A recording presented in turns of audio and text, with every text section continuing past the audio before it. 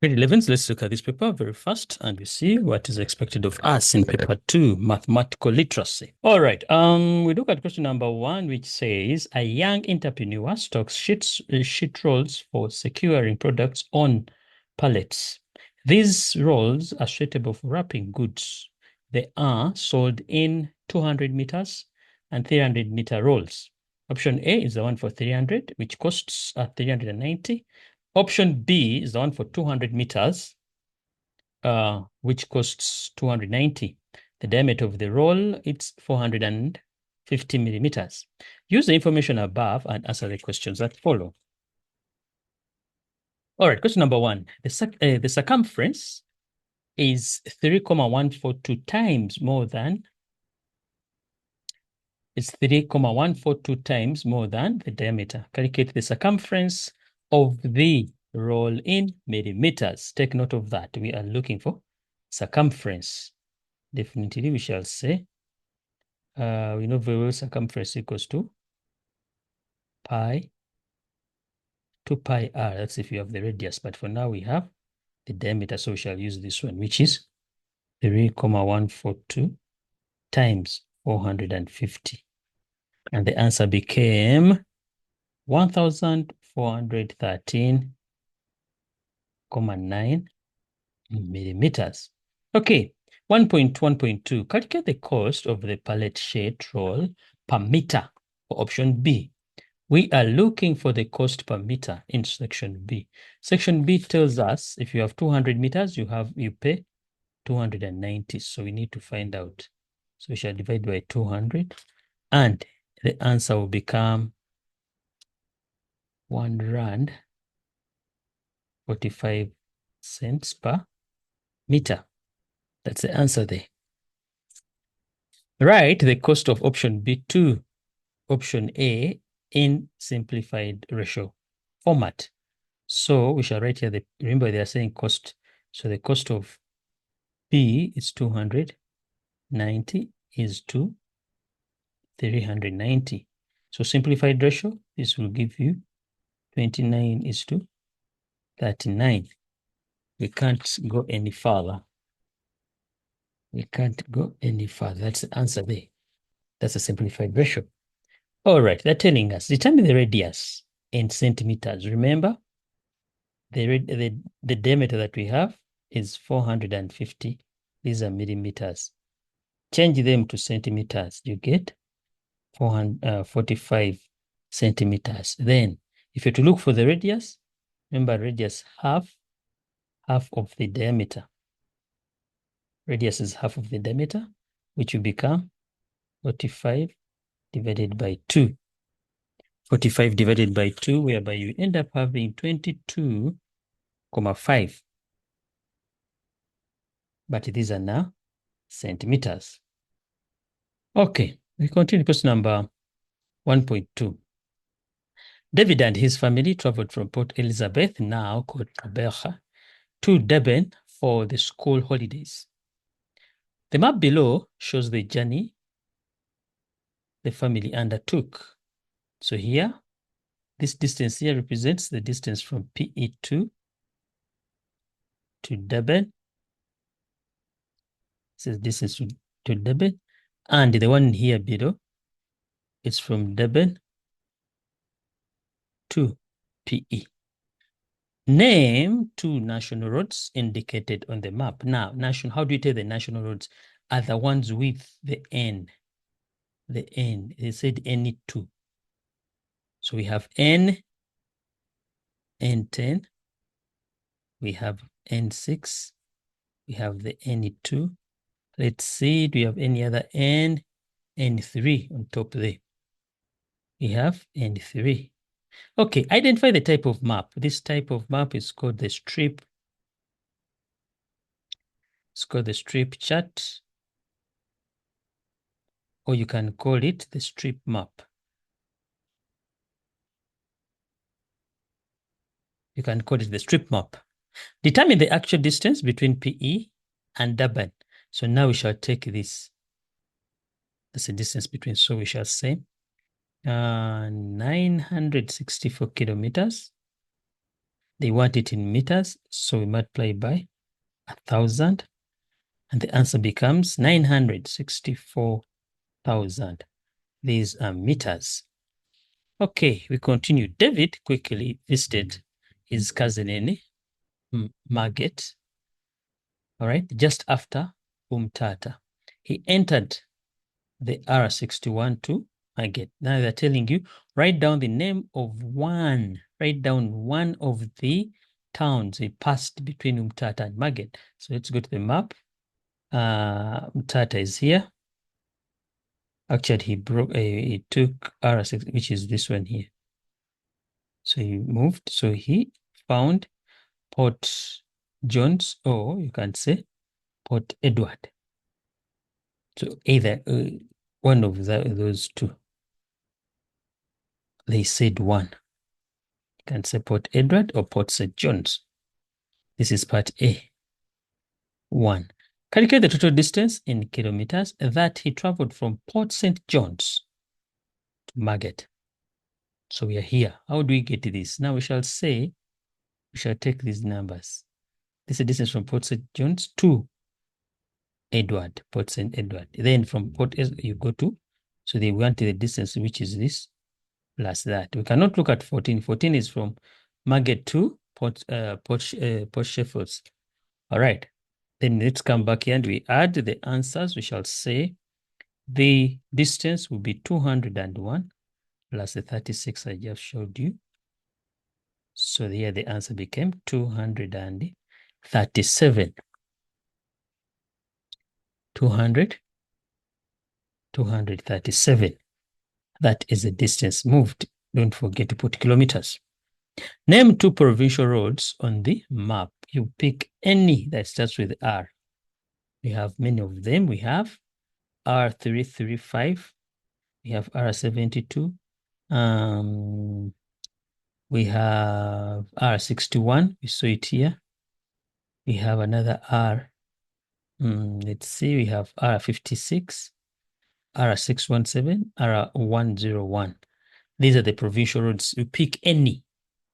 Okay, we need any 2. That marks the end of question number 1. Let's look at question number 2. A group of 4 university friends plan to watch rugby game between Springboks and All Blacks in Durban. They plan to travel by car and share the costs of the trip.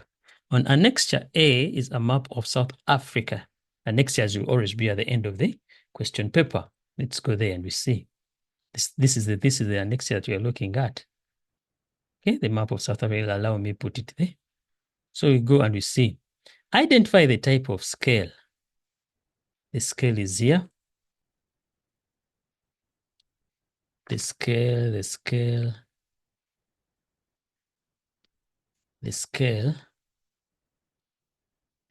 this one here.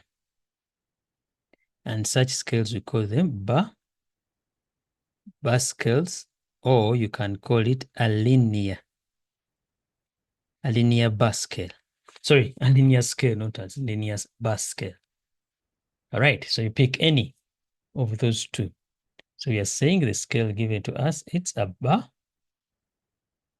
scale. Okay, what is the general direction of Umtata from?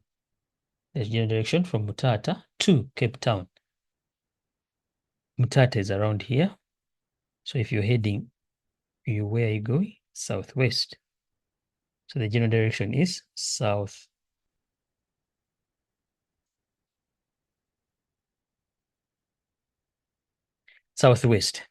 All right. Durban and Abington are 9.6 centimeters apart on the map. Mr. Anton claims that the distance between Durban and Abington is 972 kilometers. Okay, so now verify if this statement is correct by using a bar scale. So all you're going to do, we need to change this, which is already measured on the map. It has to become what? Actual, but using the scale. So you pick your scale, you pick your ruler, you come and measure from 0 to 250. How long is this bar scale? When I measured mine, it gave me 20 millimeters. 20 millimeters, which is 2 centimeters. So I will come here and say, since this is in centimeters, I will also change my 20 millimeters, because this simply means on the scale, it would mean 2 millimeters equivalent to 250. These are kilometers. You understand? So what we need to do is to see that, because we're going to look at centimeters, we also have to change this to centimeters. So what does it become? It becomes 2 is to 2. 2 is to 2 kilometers. You understand that, which is okay. So if 2 kilometers are equivalent to 250 if 2 centimeters are equivalent to 250 kilometers, what about if you have 9.6 centimeters? What will they be? A mere calculation here, cross multiply, will end up having 250 times the 9.6, everything divided by 2. So you end up having the answer as 1,200 kilometers. So you, the scale is, sorry, the statement is invalid. The statement is invalid. All right. Amos and his friends took exactly 17.22 hours to drive a distance of 1,635 kilometers from Cape Town to Durban for the rugby game between Springbok and All Blacks. Now they're telling us to determine this average speed. Remember, speed equals to distance over time, or speed divided by, so distance divided by time. So the distance we have is we divide by the 17.25. And the answer became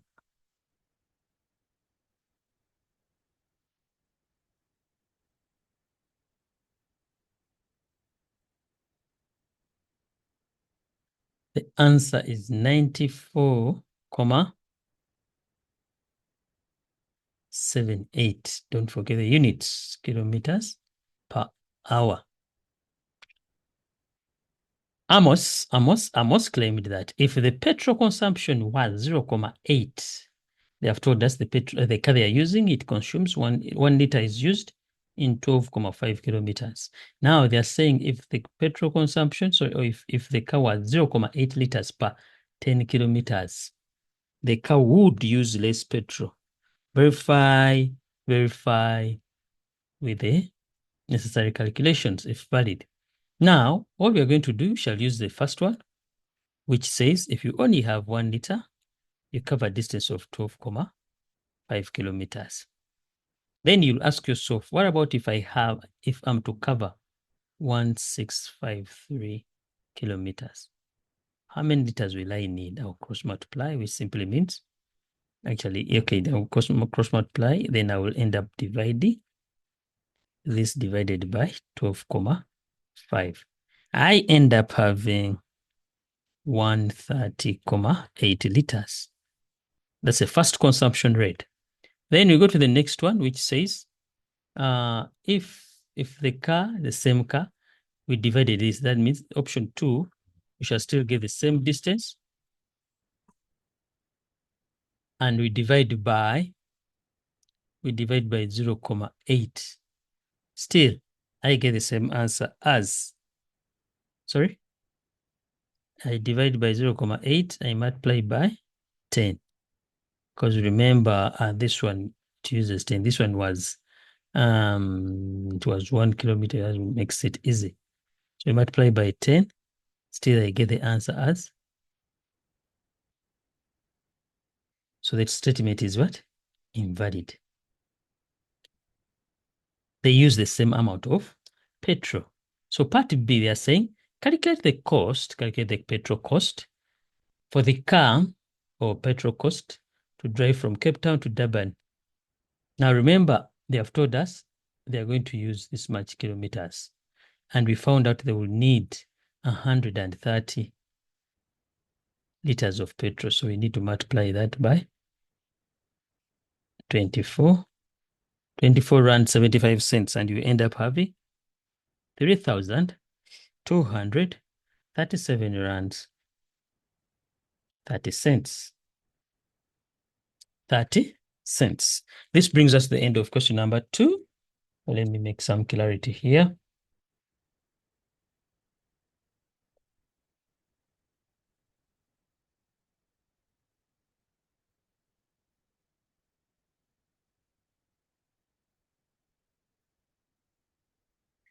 Yes, allow me to use question number. Let me redo question number, part A. All right. We are comparing which consumption will use more. So they're telling us if you cover a distance of 12.5 kilometers, the car will use 1 liter. What about if I'm to cover 1,635 kilometers? What will be our amount of fuel? So I'll cross multiply, whereby 12.5 multiplies with a box, missing number, equals 2. So I'll divide through by 12.5, 12.5. That's how I got the 130.8 liters. This is option 1. Now, what about if I use this other second option here? If I use the second option here, the option that we are using is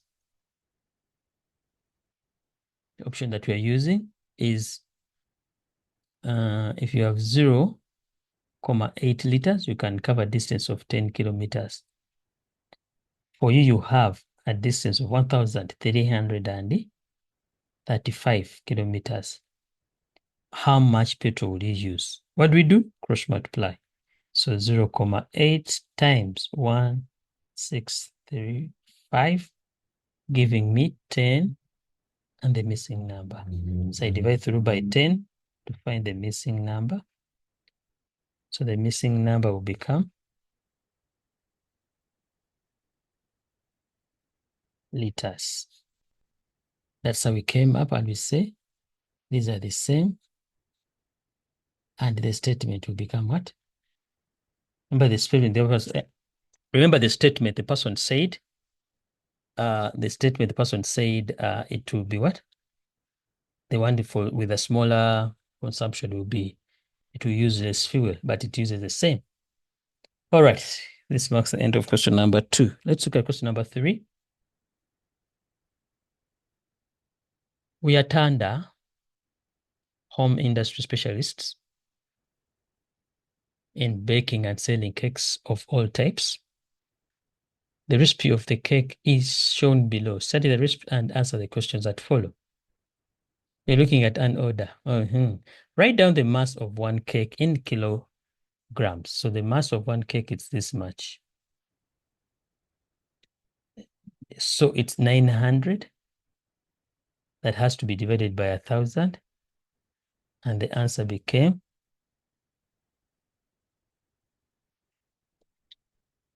0.9. Then we come to determine the mass of one slice of cake in grams. So remember, in grams, so it's 900. One cake has 12 slices, so we shall divide by that, and the answer becomes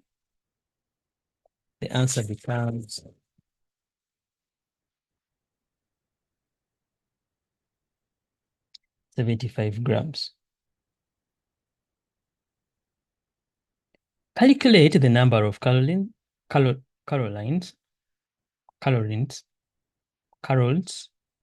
in one slice of cake. So all you're going to do, they have told you here, if you have 100 grams, the cake of cake is 400. So ask yourself, how many grams do you have in one slice? They are 75. What will they give you if 100 gives you 400? So simply meaning this is so straightforward, which means straightforward in a way that 100 gives 400. So that means 1 gram gives you 4. But what about if you have 75? What will you have? Cross multiply. 75 times 4. And the answer became 300. Oh, not grams. 300 calories.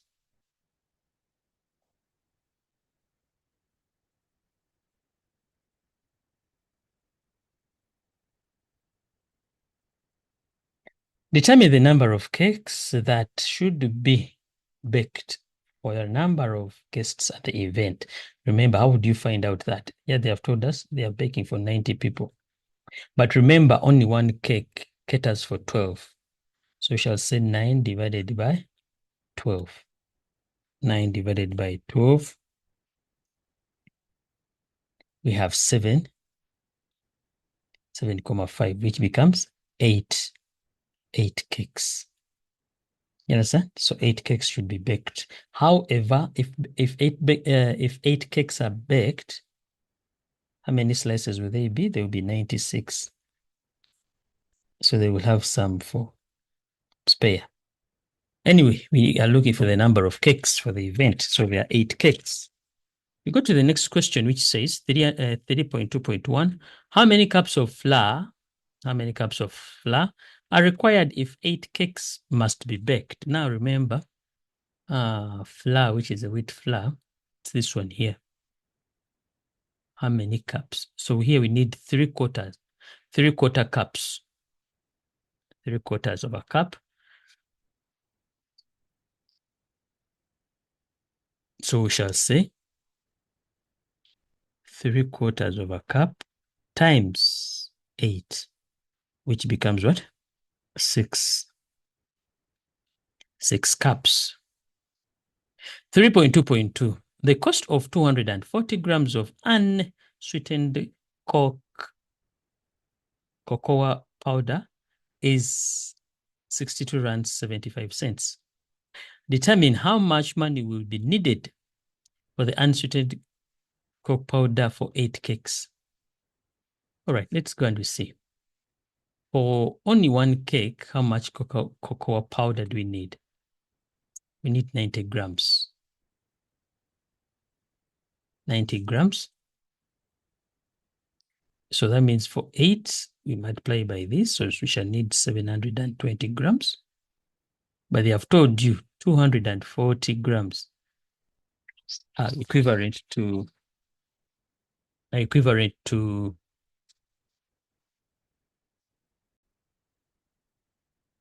So what we're going to do, remember, they have told us this costs 62. Is it 62?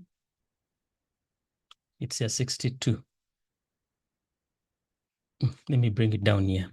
For only one cake, we need 90 grams. What about for 8? We shall need 720 grams. But they have told you if you only have 240 grams, you pay 62 rands, 75 cents. What about when you have 700 and? So simply meaning we shall say, we shall multiply that and we divide by 240, which becomes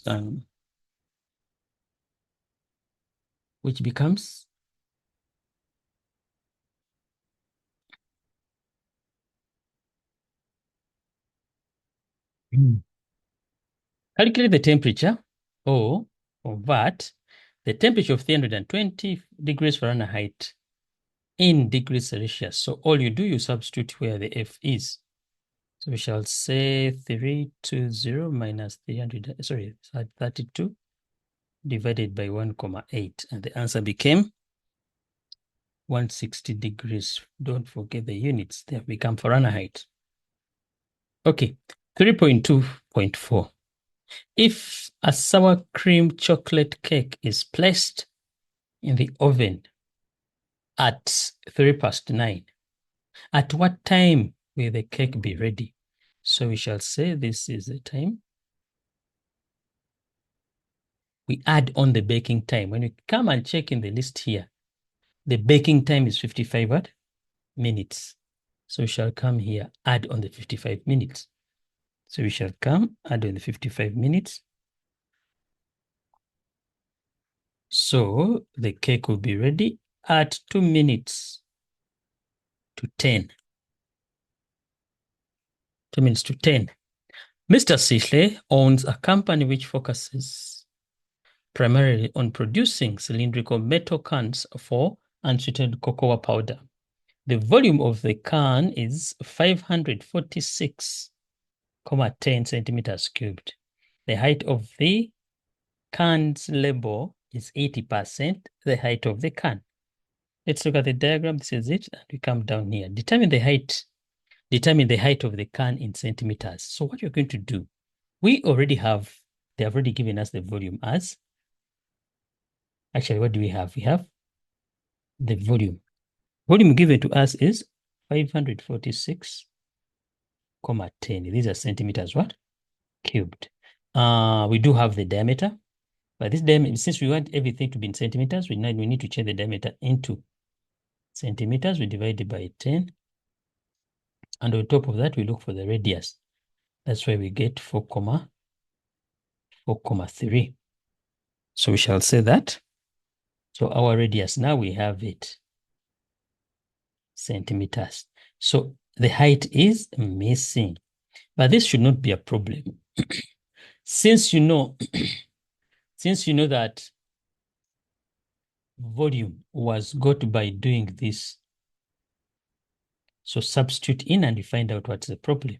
So 3,142 times 4,3, but this has to be squared, times the h, which is missing, should give us the volume of 546,10. So our h will be, let me do this, sorry. Simplify. 3,142 times 4,3 squared. You end up having this.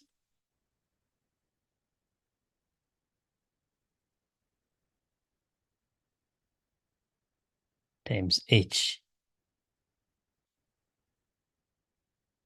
So you divide through by 58, divided through by 58. This goes with that.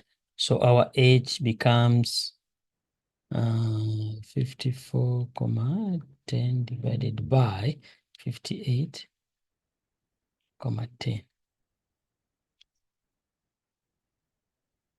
So here the answer becomes 3,40,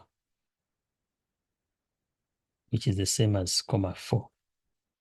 So this is the answer. So the height is that much. Now, for my friends who don't know how to do this, always when you're given a formula, put it in a triangle. For example, now, how do we break this volume into the triangle? We shall say volume equals to pi r squared h. So if you're looking for the height, you hide this part here.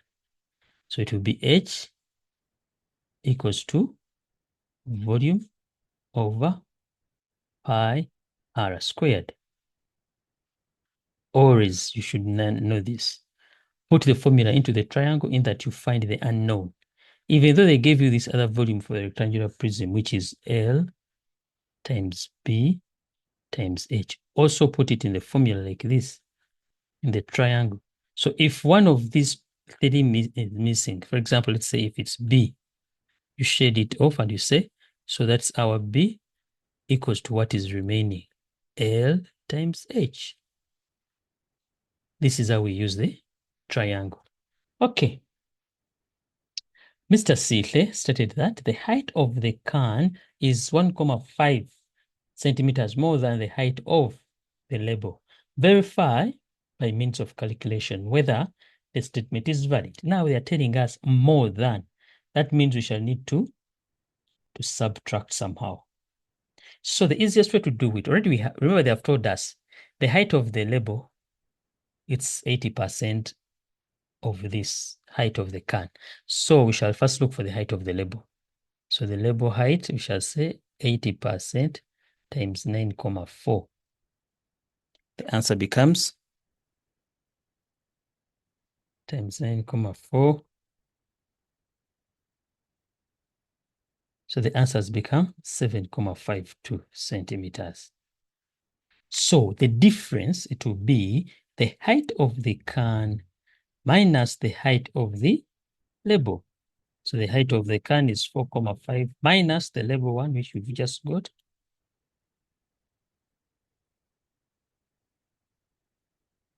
So minus 9,4. The answer is 1,88, which is invalid. Why is it invalid? Because it's not 1,5. This brings us to the end of question number 3. We look at question number 4 very fast and we see what goes on. Question number 4 talks of Mrs. Arthur Smith has a floor plan for the new house she wants to build. Refer to annexure B. Refer to annexure B. Refer to annexure B. This is annexure B that we are looking at. Refer to annexure B and answer the questions that follow. They're asking us to explain the meaning of a floor plan. All I want from a floor plan, it's a drawing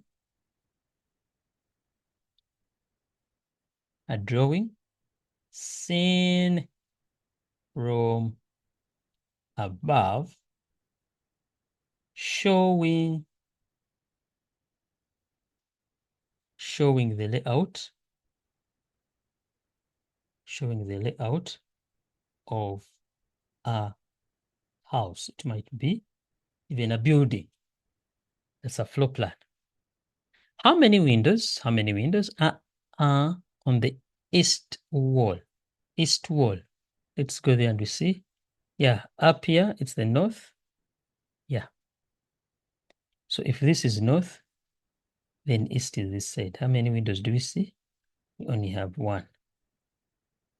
So we shall come here and say 1.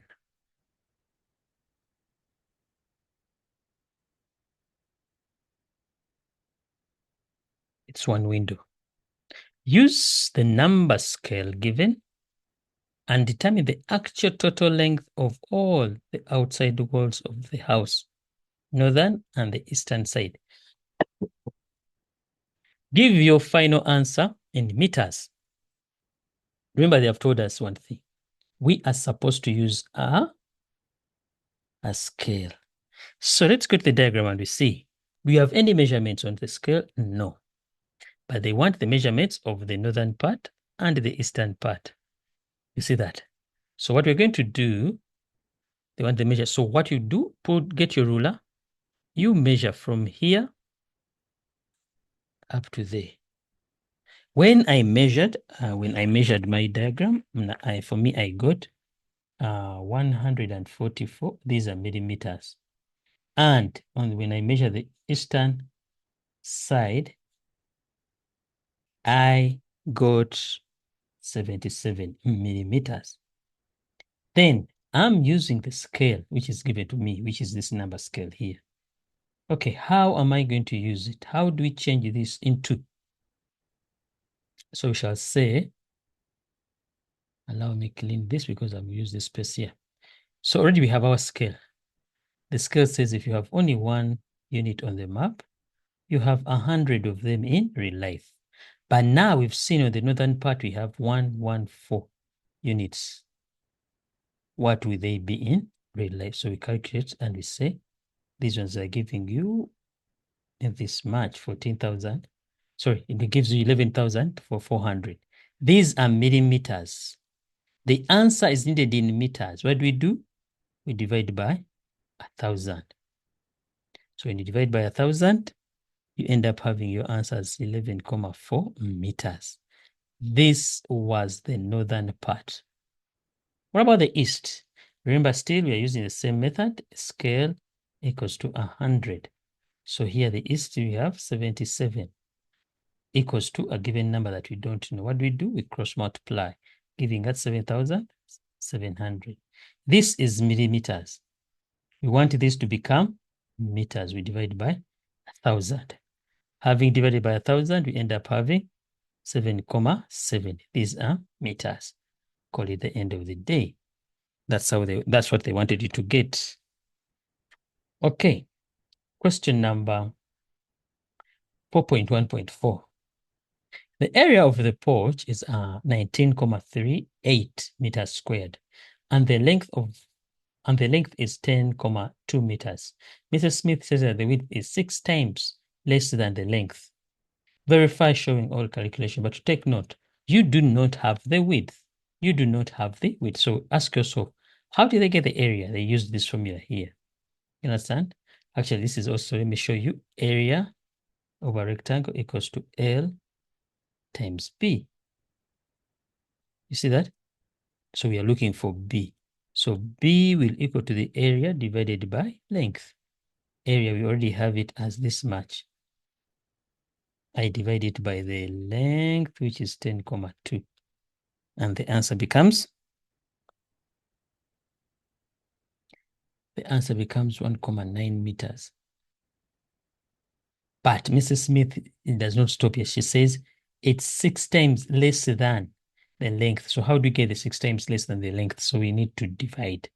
So we shall divide the length divided by the breadth, and we shall say 10,2 divided by 1,9. And the answer became 5,3. Still false. It's invalid. All right, this is what we do. We got question number 4.2. 4.2.1, calculate the area of the coin in centimeters. Round off your answer to 1 decimal place. Take note of this. It has a space in between. It has a space in between. So this space is the square. We just say volume of this. Okay, this is it. It's fine. Oh, 1 squared. Yes, that's what I wanted. Okay. What you're going to do, you're going to find the area of the circle minus area of the square. So we shall say pi r squared minus L times L. So we start and we say, I'm looking for the area of the circle first, which will be 3,142 times. What do I have a diameter? I need to divide this diameter into 2, which gives me 1,15.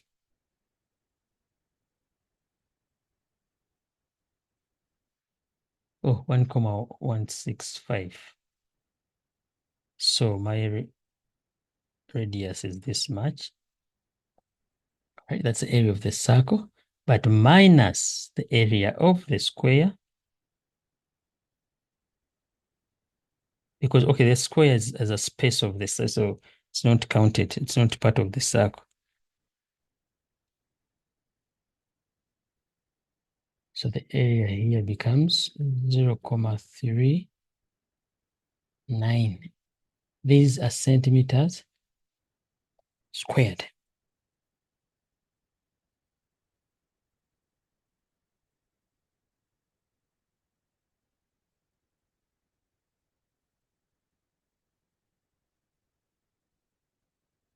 Sorry,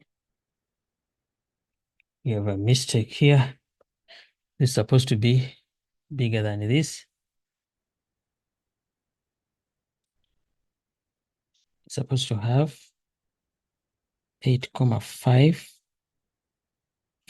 Sorry, 8,55 minus 0,81. The answer there becomes 7,74 centimeters squared. The density of gold is 19,30 grams centimeters cubed. Calculate the mass. So density equals to mass over volume. So the density is already given to us as 19, so they're asking to calculate the mass. Masses don't have it, but the volume is here. So it's 1,47.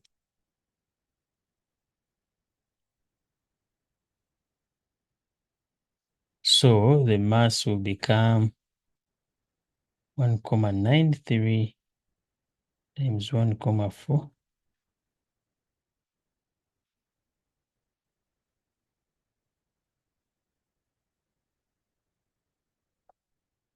Which became 2, 37. These are grams. Lastly, determine the probability of selecting a gold coin. So now what we need to find out, probability equals to sample over the population. So sample, we are looking at the gold coin. Population, we need to add everything. All right.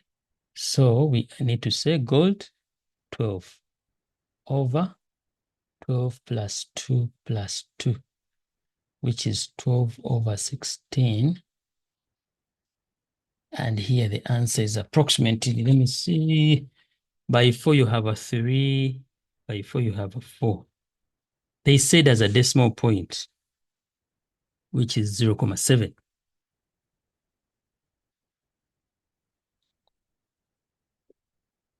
All right, in the decimal format, that is it. Then refer to question number 1, explain the probability. So here we shall say explaining the probability. We know very well it's a chance. 1, according to this answer here, 1 chooses a gold coin or a golden coin. Thank you very much. We meet again.